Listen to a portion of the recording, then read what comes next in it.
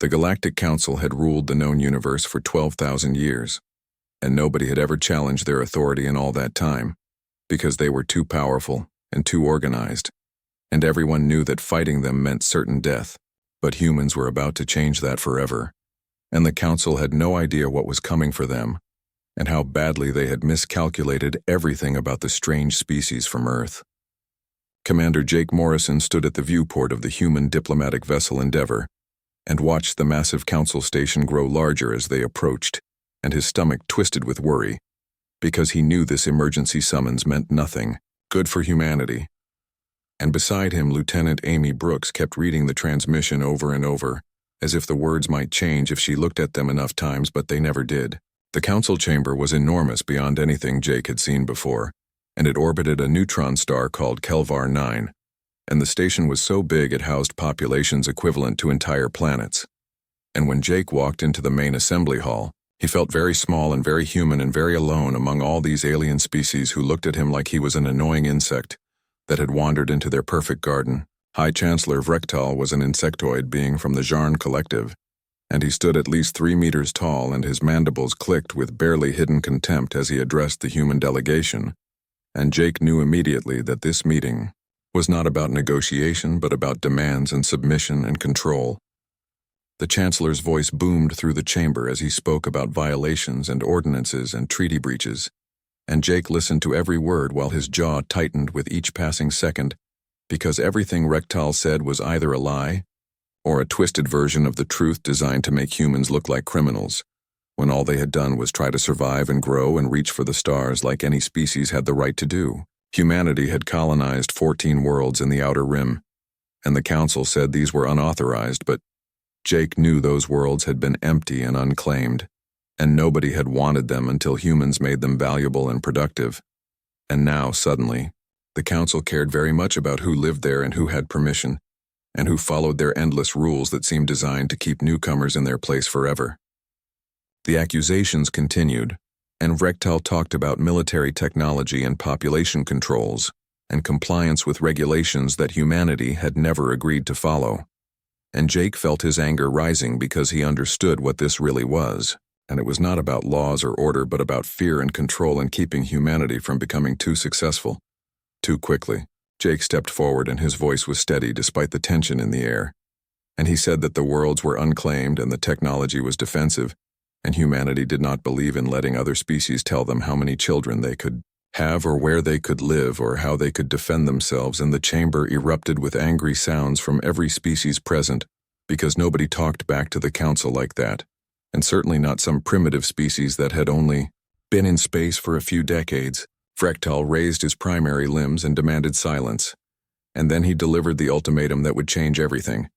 And he said humanity had 30 days to dismantle their colonies and surrender their fleet and submit to Council authority completely, or the Council would do it for them by force, and there would be no negotiation and no compromise and no mercy for those who defied the will of the Galactic Order. The journey back to Earth was quiet and tense, and Jake stood in the observation deck staring at the stars and thinking about what the Council had just demanded, and Amy found him there and said quietly that the Council thought humans were primitive and violent and easy to break because they had studied human history and seen all the wars and conflicts,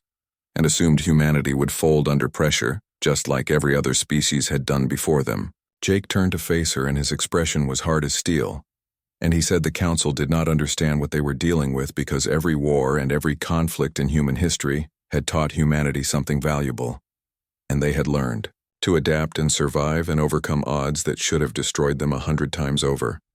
And the Council had never faced a species like humanity before, because they had only fought pacifists and isolationists, and species bound by rigid honor, codes that made them predictable. He explained that the Council had conquered dozens of worlds using the same tactics over and over, because those tactics always worked against species that fought fair and followed rules and believed in order. But humans had spent 10,000 years learning that survival meant breaking rules and fighting dirty and doing whatever it took to win, and the Council was about to get a very harsh lesson in why you should never threaten a species that refuses to lose. When they reached Earth, the news had already spread across every human colony, and the Council's ultimatum played on screens from New Arizona to Terra Nova, and billions of humans watched and listened and felt their anger rising because they had done nothing wrong except exist and grow and try to build better lives for their children, and now some ancient alien empire wanted to take it all away simply because they could. President Helen Carter addressed the colonies from the White House, and her words were broadcast to 3 billion humans across 15 worlds, and she spoke with a calm authority that came from absolute certainty about what needed to be done. And she said humanity had come to the stars seeking a new beginning, and they had extended friendship to the Galactic Council and followed reasonable laws. But the Council now demanded complete submission or total destruction, and that was not a choice humanity would ever accept. The president paused and let her words sink in across human space, and then she continued and said that humanity does not submit, and they would defend their right to exist and grow and reach for the stars. And if the Council wanted war, then war. They would have, but the Council would learn what countless enemies throughout human history had already learned, which was that humanity was not easy prey, and never had been, and never would be. The transmission ended, and across human space something shifted in the collective consciousness of humanity, and colonies began fortifying their defenses, and shipyards went into overdrive production, and every human who could hold a weapon or pilot a ship or work in a factory understood that their species was facing an existential threat, and there was no running away and no hiding and no surrendering, because the Council had made it clear that humanity would either submit completely or be destroyed, and those were the only two options they were offering. Jake Morrison was promoted to admiral and given command of humanity's military response, and he worked from a bunker deep beneath the Rocky Mountains, where he and his staff planned strategies and studied council tactics and prepared for a war that everyone knew was coming, but nobody truly understood yet, because the Council had never lost before, and humanity had never fought aliens before, and everything that was about to happen would be unprecedented in galactic history. The 30 days passed quickly, and the Council expected surrender messages and diplomatic overtures and pleas for mercy, because that was what every other species had done when faced with overwhelming Council power. But humanity sent nothing and said nothing, and the silence was deliberate and strategic, and it made the Council nervous even though they would never admit it. On day 31, the war began, and the Council learned their first lesson about humanity, which was that humans did not fight the way everyone else did, and they did not care about honor or tradition or following the established rules of warfare, and they would use every advantage and every trick and every weapon they could create, because survival was the only thing that mattered, and the Council had just made the biggest mistake in their 12,000-year history by threatening a species that had built its entire civilization on the principle that might does not make right, but survival makes everything. The Council's armada emerged from hyperspace at the edge of the Ross 248 system, where New Arizona hung in space like a promising agricultural world that fed millions of humans, and the Council fleet numbered 300 warships representing 7 different species, and they formed up in a battle formation that had conquered 40 worlds over the past 1,000 years. And nobody in the fleet doubted they would add another easy victory to their long record. Fleet Commander Zethkor of the Krillian Empire stood on the bridge of his dreadnought, called Infinite Glory, and his scales gleamed under the tactical displays as he studied the scans of New Arizona and noticed that the humans had not evacuated their civilians, which seemed strange to him, because most species at least tried to save their innocent population before the fighting started, but humans apparently did things differently. Zethkor opened a channel to the colony and gave them one final chance to surrender and told them they could avoid bloodshed by simply accepting Council rule and dismantling their defenses, and the transmission went unanswered, which made him angry, because he had offered mercy and the humans had thrown it back in his face, and now he would show them what happened to species who defied the Council's generous offers. The Armada moved forward slowly and confidently because they had performed this dance dozens of times before, and they knew exactly how it would end, with orbital bombardments and ground invasions and broken defenders who wished they had surrendered when they had the chance, and Zethkor almost felt sorry for the humans, because they clearly did not understand what they were facing. But as the Council fleet crossed into the inner system, something unexpected happened, and space itself seemed to shimmer and twist, and the tactical officer reported with confusion in his voice that sensors were detecting anomalies everywhere, and multiple contacts were appearing at various vectors, and the fleet was suddenly surrounded by hundreds of small craft that had not been there a moment ago. What Zethikor had mistaken for empty space was actually full of human weapons that had been hiding using stealth technology. The Council did not know humans possessed, and the small craft were not fighters in any conventional sense, but something entirely different and more dangerous than anything the Council had encountered before. Admiral Jake Morrison watched from the bridge of the USS Defiance, which was hidden behind New Arizona's largest moon, and his tactical officer, Lieutenant Commander Sam Porter, grinned as their trap closed around the Council fleet like a mechanical fist, and Jake calmly ordered the execution of Pattern Delta 7, which was a strategy they had practiced for months. The drones attacked in coordinated waves,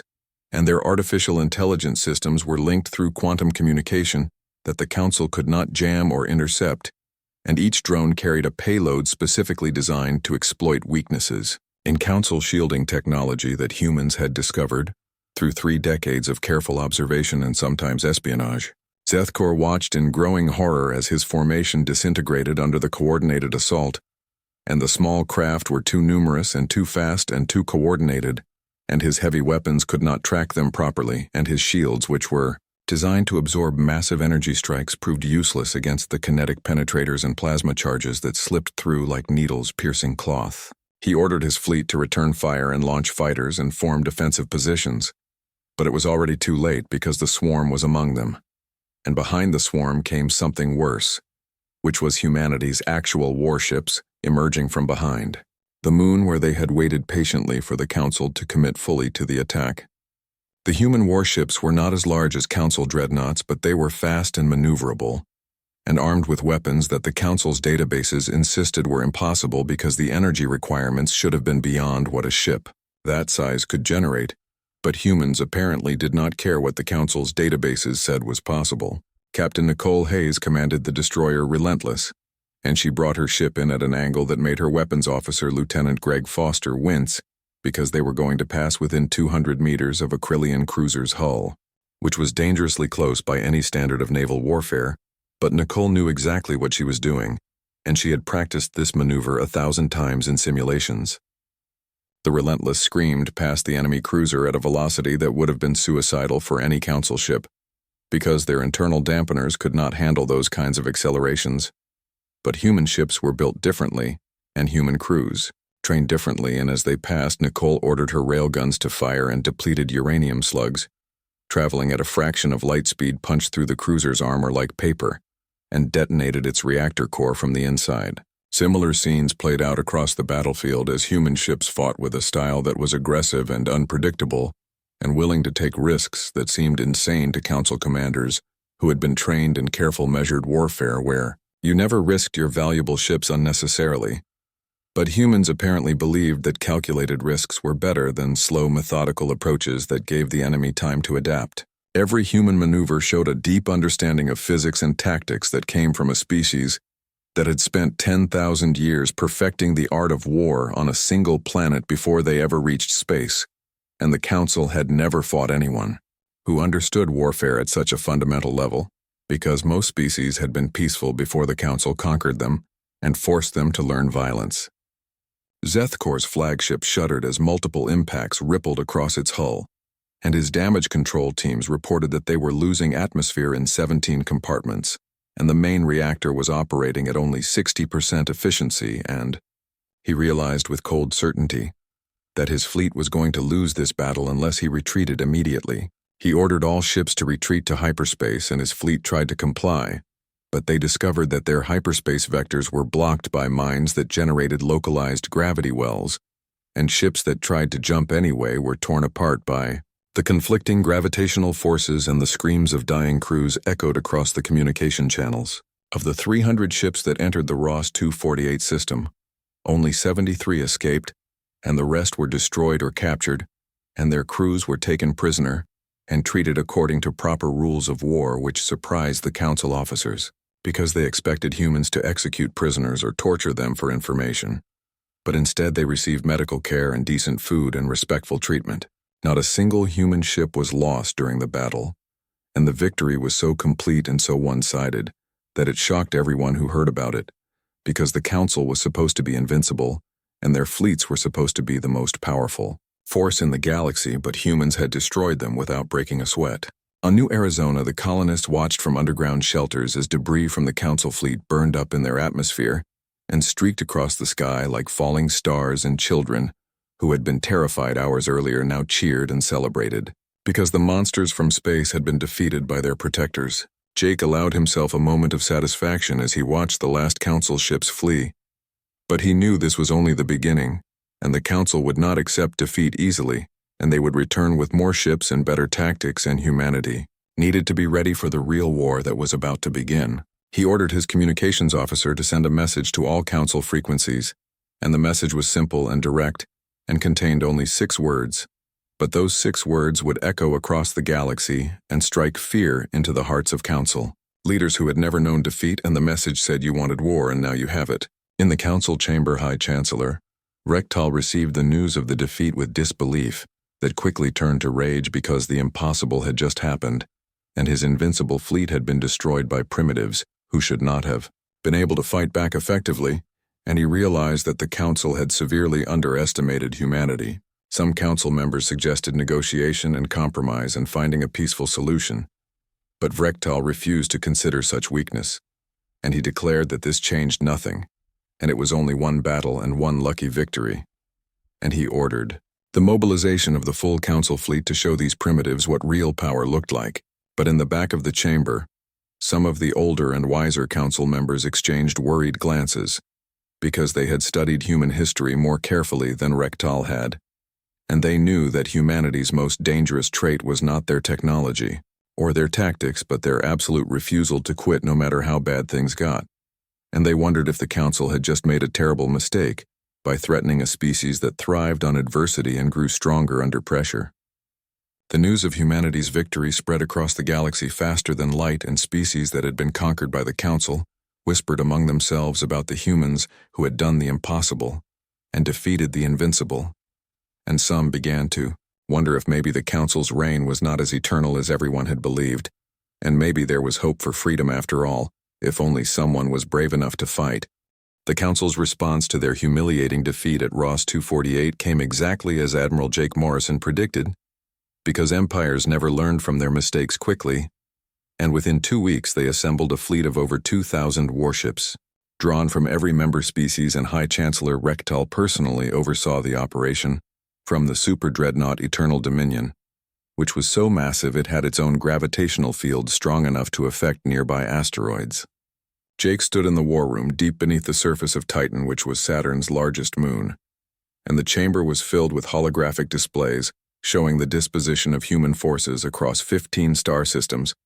and beside him, General Frank Collins, who commanded the Colonial Defense Forces, studied the incoming Council fleet with a grim expression that showed he understood how serious this threat was. Frank noted that the Council was not making the same mistakes twice, because their formations were tight and their shields overlapped, and they had fighter screens deployed properly, and they had clearly adapted their tactics based on what happened at Ross 248, which meant the next battle would be much harder than the first one. Jake surprised everyone by saying that was good, because if the Council kept making the same mistakes, then humanity would not learn anything new about how they fought, and knowledge was power. And the more they learned about Council tactics, the better they could exploit weaknesses and defeat larger forces with smaller numbers. Commander Amy Brooks, who was now Jake's strategic operations officer, highlighted several points on the tactical map and explained that the Council was moving to strike at 3 of humanity's most important colonies simultaneously, which was New Arizona and Olympus Station and Terra Nova, and standard military doctrine would suggest dividing human forces to defend all 3 locations. Jake said that was exactly what the Council expected humanity to do, and asked Frank how long it would take to evacuate Terra Nova completely, and Frank replied 12 hours for all civilians, but the infrastructure would be lost, and years of construction would be abandoned. Jake made the terrible but necessary decision to evacuate Terra Nova and Olympus Station completely, and pull all military assets back to New Arizona, where they would consolidate everything into a single defensive position, and the room erupted in protests because abandoning 2 colonies seemed like admitting defeat before the battle even started. Commander Tim Rogers, who was captain of the battlecruiser Vengeance, stood abruptly and said they were talking about abandoning millions of tons of equipment and years of construction work in strategic positions that would be very hard to reclaim later. Jake interrupted firmly and said that equipment could be rebuilt and infrastructure could be reconstructed, but people could not be brought back from the dead, and they would evacuate the civilians and let the council think they were winning while humanity prepared a trap that the council would not see until it was too late. Amy understood immediately what Jake was planning and said he was going to let the council commit to a siege at New Arizona, while something else happened that they would not notice until too late, and Jake confirmed her guess with a slight smile that did not reach his eyes because he knew how many people would die before this strategy succeeded. The plan required perfect timing and coordination, and a level of deception that would have impressed the greatest military minds in human history and across human space. A carefully orchestrated show began with false communications suggesting panic and disarray and ships appearing to flee in disorder and colonial governors making public broadcasts pleading for council mercy. Frechtel watched these transmissions with deep satisfaction and told his council that humanity's resolve was crumbling and they were breaking under pressure, just like every other species that had dared to defy the council, and he ordered his fleet to press the attack on all fronts and crush the human resistance completely. The council fleet arrived at Terra Nova to find empty cities and abandoned defenses, and initially they were confused, but Frechtel quickly declared it a victory and said the humans were running from council might, and now they would crush humanity's last stronghold at New Arizona and end this foolish rebellion. The entire council fleet converged on the Ross 248 system and emerged from hyperspace to find New Arizona, heavily fortified with orbital defense platforms and minefields and automated weapon systems, and the bulk of humanity's fleet arrayed in defensive formation that looked impressive but was actually badly outnumbered. Frechtel looked at the human defenses and said finally the humans would make their stand here, and he prepared for a full assault that would destroy humanity's ability to resist, and the siege of New Arizona began with a fury that lit up the system like a miniature sun. For 3 weeks, the council fleet hammered at New Arizona's defenses, and human ships fought with desperate fury, and made the invaders pay dearly for every meter of space they gained, and the orbital platforms extracted a terrible toll before being destroyed one by one, and the minefields forced the council to advance slowly and carefully, which gave humanity time to prepare the next phase. But slowly and inevitably, the council pressed forward because their numbers were simply too great, and there were always more ships to replace the ones that were destroyed, and Frechtel watched the human defenses crumble with satisfaction because victory was finally within his grasp. On the surface of New Arizona, colonists huddled in underground shelters as orbital bombardments began to rain down, and in the command bunker, Jake Morrison watched the tactical display with an expression that worried his staff because he seemed too calm for someone who was losing the battle. Amy said quietly that they were reaching the point of no return, and if they did not retreat soon, the fleet would be trapped and destroyed, and Jake acknowledged her concern, but said not yet because timing was everything, and they needed the council to be completely focused on New Arizona. He ordered the fleet to prepare for emergency jump, and told navigation to confirm that all ships had their coordinates locked in properly, and when everything was ready, he took a deep breath and executed Operation Backbreaker, which was the culmination of weeks of planning and preparation. The entire human fleet vanished from New Arizona's orbit in a coordinated hyperspace jump, and for a moment Frechtel thought they had fled, but then the reports started flooding in from across council space, and he realized with dawning horror what the humans had actually done. Human fleets had appeared simultaneously at 7 major council worlds, and these were not military outposts but core systems that included industrial centers and agricultural worlds and trade hubs, and the human forces were not there to conquer, but to destroy every piece of military infrastructure they could find. Captain Nicole Hayes brought the Relentless into orbit around the Krillian manufacturing world of Zeth Cora, which produced 40% of the Council's military hardware, and her weapons officer asked for targeting confirmation and looked uncertain about what they were about to do. Nicole thought about New Arizona and the bombardment that was likely continuing even now, and she thought about the thousands of humans who had died or would die, and then she thought about the families on the planet below who were innocent civilians, with no say in their government's decision to wage war. She ordered her crew to target only the factories and to use surgical strikes that would minimize civilian casualties, and told them she wanted every production facility reduced to slag, but no unnecessary deaths, because humanity was not fighting to become monsters, but to survive. Across 7 systems, human forces executed the same strategy with precision strikes at military and industrial targets. And when Council defense forces responded, the humans fought with brutal efficiency, but when resistance collapsed, they showed unexpected restraint that confused their enemies. Vrektal finally understood the trap and realized that humans had never intended to hold New Arizona, but had used it as bait to draw the entire Council fleet to one location, while leaving their core systems virtually undefended, and he screamed orders to recall the fleet immediately. But it would take time for the massive fleet to disengage from New Arizona and travel back to Council space, and the humans were using every second to devastating effect as they systematically dismantled decades of military production capacity. The second phase of Operation Backbreaker began while the Council fleet rushed back to defend their territory, and human forces launched simultaneous raids against supply lines and communication relays and logistical hubs that kept the massive Council military machine functioning. General Frank Collins commanded from a mobile fleet carrier and coordinated the attacks with ruthless efficiency, and told his staff that the Council fought like an empire with centralized command and long supply chains and rigid hierarchies, and humanity would cut those chains and watch the empire starve. By the time the Council fleet returned to their space, the damage was catastrophic, with decades of military production destroyed and supply networks in chaos, and throughout it,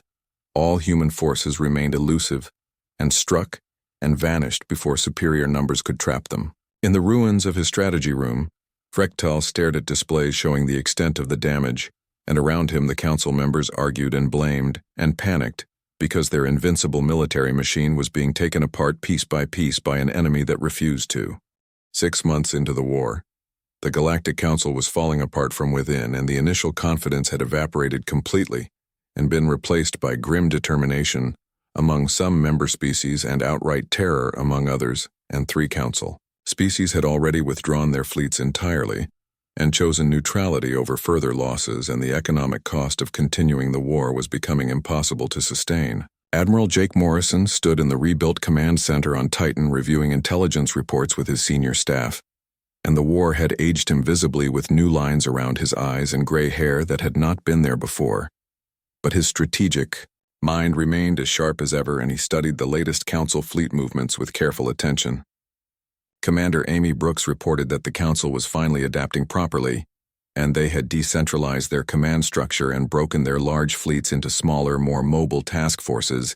and they were protecting their supply lines with redundant systems and backup routes, and basically learning from their mistakes, which made them more dangerous. Jake acknowledged that the Council was learning fast, which meant humanity needed to evolve even faster, because this war would be won by whoever adapted quickest and stayed ahead of their enemy's tactical improvements. And Lieutenant Commander Sam Porter brought up new intelligence data that showed something very interesting. Sam explained that the Council's entire war effort depended heavily on Tabana gas from mining facilities in the Kelvar Nebula, and without that gas they could not power their energy weapons effectively. And if humanity could disrupt that supply, the Council fleet would lose most of its offensive capability. Jake asked how well defended the mining facilities were, and Sam replied that they were extremely well protected because the Council had learned from previous raids, and the nebula now had constant patrols and overlapping sensor networks, and a garrison of over 300 ships, which made it essentially a fortress. General Frank Collins whistled low and said that a direct assault would be suicide, because even if they won the battle, the losses would cripple humanity's fleet, and they could not afford to trade ships one for one with an enemy that still had superior numbers. Jake studied the tactical display for a long moment and then asked what they knew about the miners themselves, rather than the military forces protecting them. And Amy pulled up the relevant files and explained that the facilities were operated by a species called the Velex, who were not actually Council members. The Velex held a monopoly on Tabana extraction throughout the galaxy,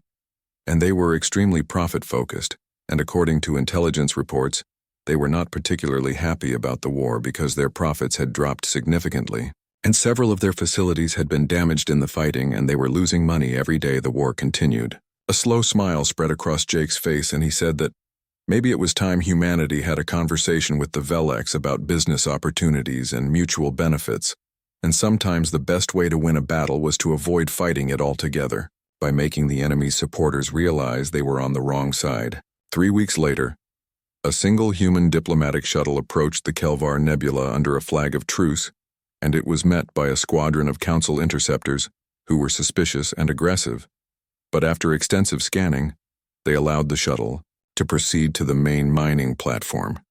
because even the Council respected diplomatic immunity to some degree. Ambassador Lisa Grant stepped off the shuttle onto the platform, accompanied only by 2 security officers, and she was met by Executor Varn, who was the head of the Velex mining consortium, and he was a bulbous creature with multiple eyes that moved independently, and an expression that suggested he was constantly calculating profit margins.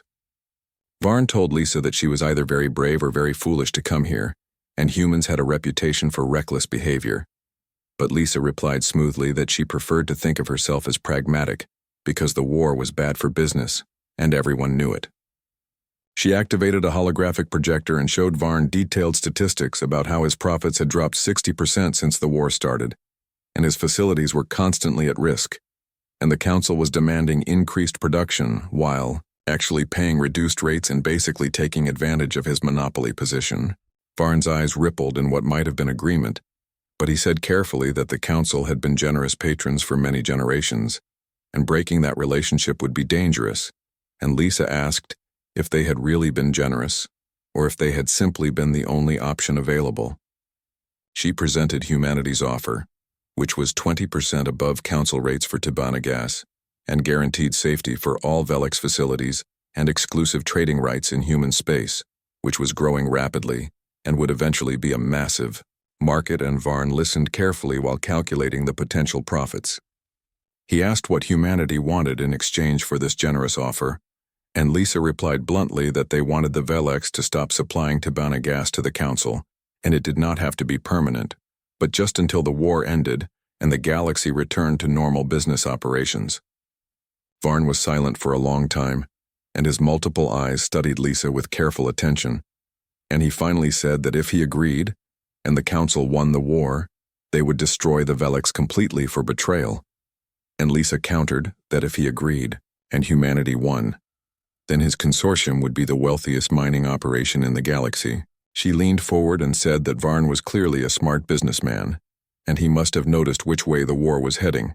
because the Council was bleeding resources they could not replace while humanity was fighting with the desperation of people defending their right to exist, and she asked who he would bet on in that situation. The negotiations took 3 days of careful discussion and contract review and mutual assurances,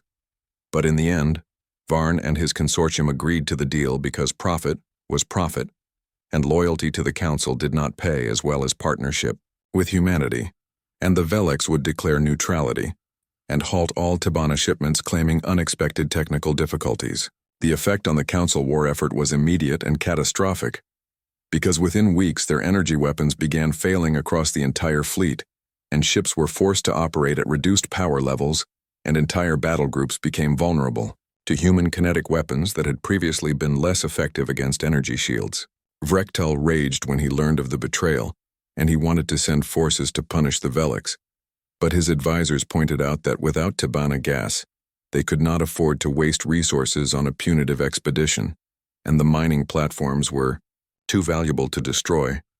and basically the Council was trapped by their own dependence on a single resource. Jake Morrison launched the next phase of humanity's strategy, while the Council fleet was weakened and disorganized,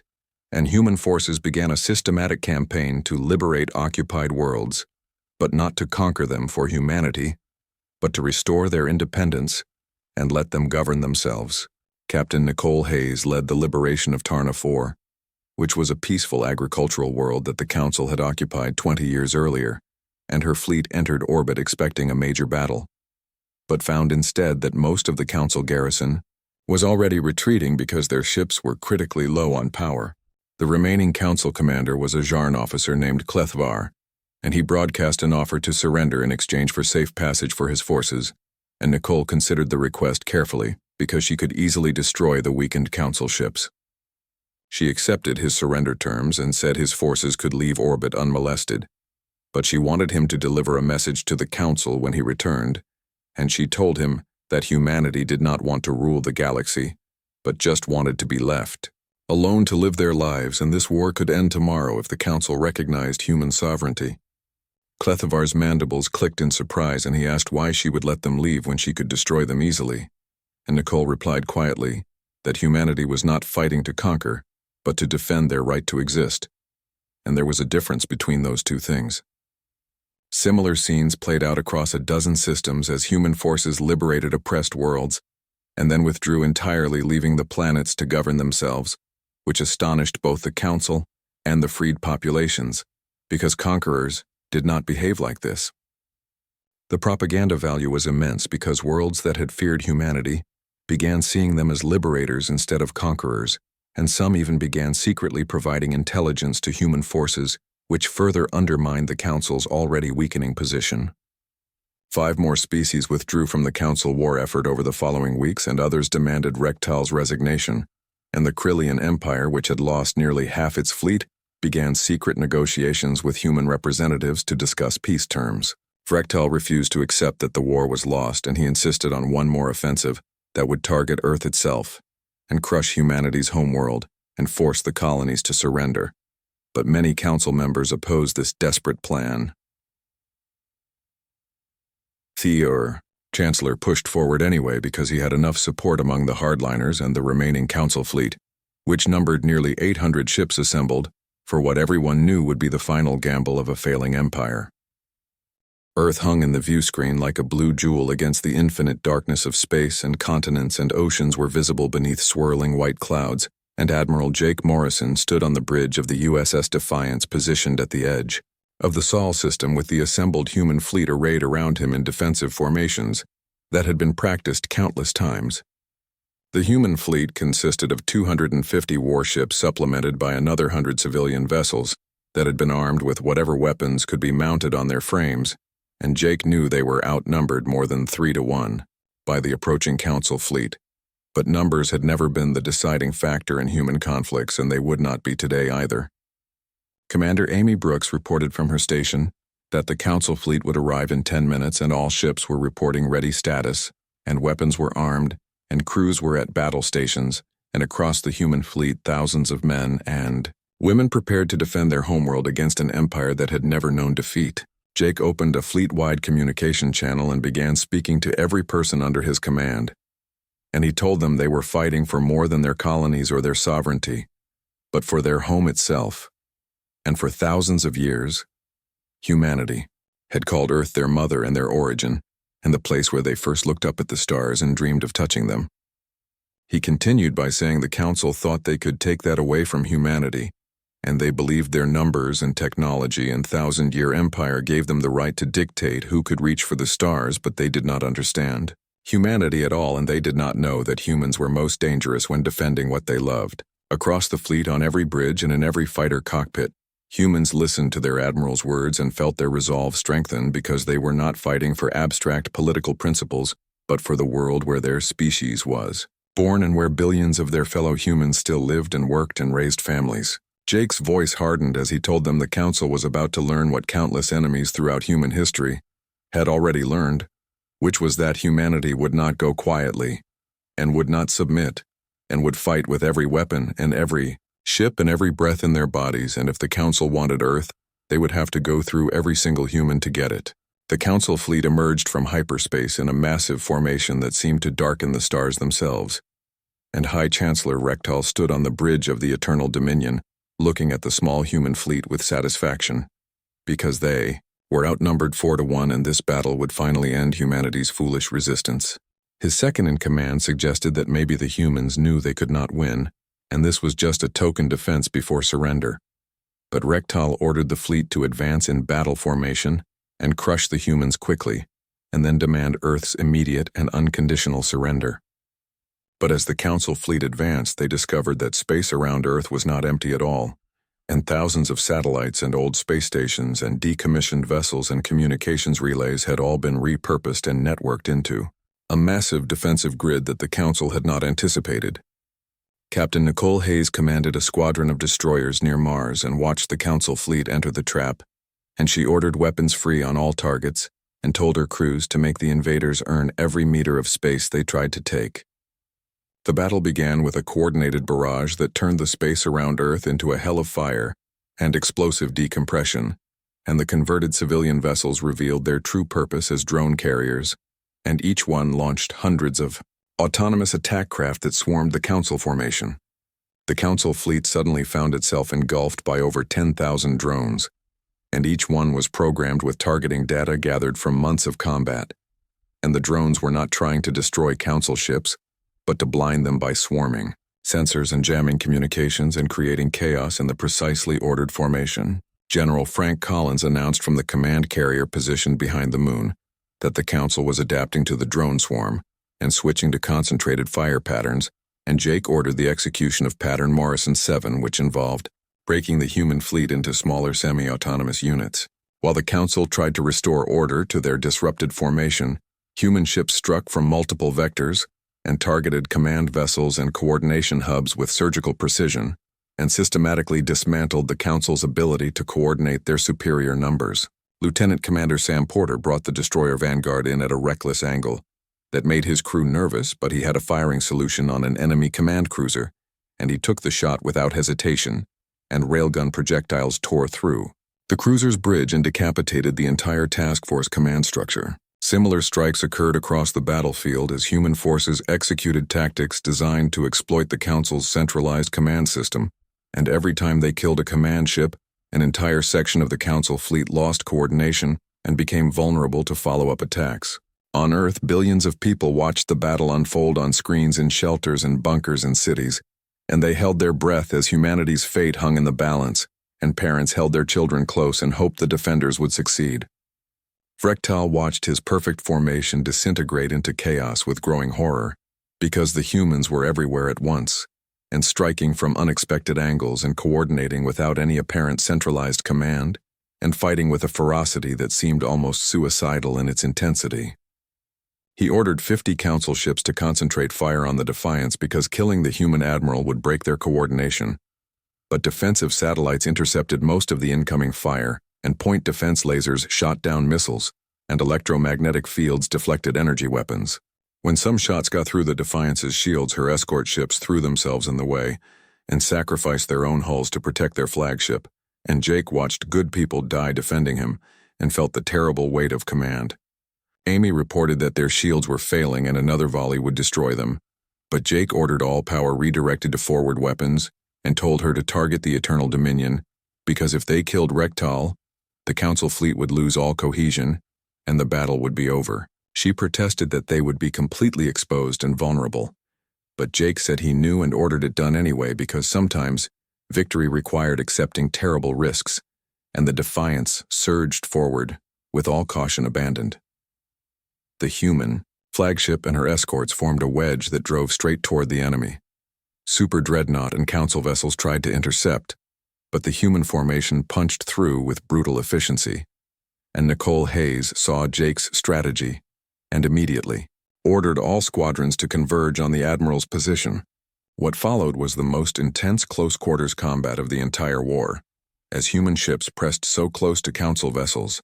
that the larger ships could not bring their heavy weapons to bear without hitting their own forces, and it became a brutal knife fight in the darkness measured in hundreds of meters. The Defiance broke through the Council screen and emerged face-to-face with the Eternal Dominion, which was easily 10 times larger and bristling with enough weapons to reduce Jake's ship to atoms, but size was not everything in combat. Sam reported that railguns were locked on target, but their weapons would not penetrate the Super Dreadnought's heavy armor, and Jake calmly ordered continuous fire at the same point and told every nearby ship to concentrate all weapons on creating a breach. For 30 seconds that felt like eternity,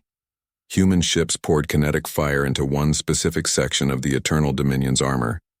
and each impact weakened the molecular structure slightly until finally the armor failed and created a breach barely 10 meters across. A single drone that had been waiting for exactly this moment slipped through the gap and detonated its nuclear payload inside the Super Dreadnought's hull, and the Eternal Dominion came apart from the inside out as its reactor went critical. The explosion was visible from Earth's surface as a brief new star in the sky, and High Chancellor Rectal had only seconds to realize his empire had just lost before the blast consumed him, and his flagship, and everything he had fought to preserve. With their commander dead and flagship destroyed,